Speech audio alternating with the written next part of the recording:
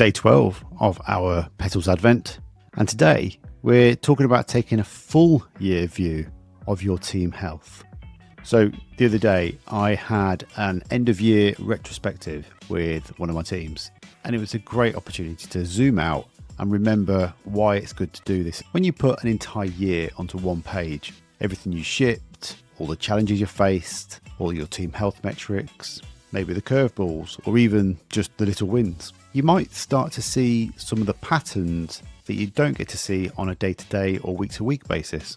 So what we did, we looked back at all the projects we delivered and the variety of them, but then we overlaid that with some of our team health data as well to see if there was any correlation or any trends that we wanted to observe and have a conversation about as well.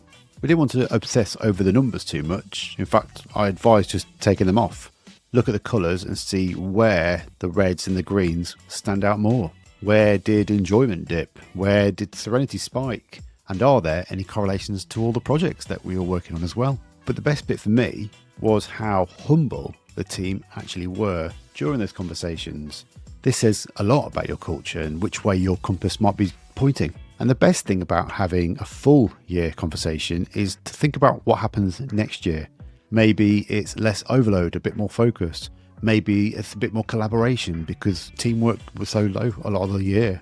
Maybe there's not much enjoyment going on, so you want to arrange some stuff around that.